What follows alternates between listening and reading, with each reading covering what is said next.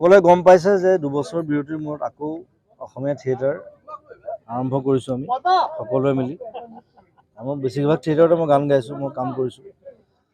আৰু বৃন্দাবনখন যিহেতু বংকিম মোৰ লগৰ, আমি একেলগে কাম কৰোঁ। চ' এইখনত মই ইমান লাগিব পৰা নাই যদিও যিমান পাৰোঁ সময় দিছোঁ আৰু অপেনিঙত আহিছোঁ। চ' সকলোৱে থিয়েটাৰ চাওক, আকৌ থিয়েটাৰ আৰম্ভ হৈছে। থিয়েটাৰ আৰ্টিষ্টবিলাক সৰুৰ পৰা ডাঙৰলৈকে সকলোৰে প্ৰব্লেম হৈছিলে যোৱা 2 বছৰ। আমি যিমান পাৰোঁ সহায় কৰিছিলোঁ। কিন্তু এতিয়া যেতিয়া ষ্টাৰ্ট হ'ল, এতিয়া আকৌ ভাল দিন আহিল বুলি ভাবিলে হ'ল চবে। অসমীয়া থিয়েটাৰ জিন্দাবাদ, অসমীয়া চিনেমা জিন্দাবাদ। Thank you. থেংকছ।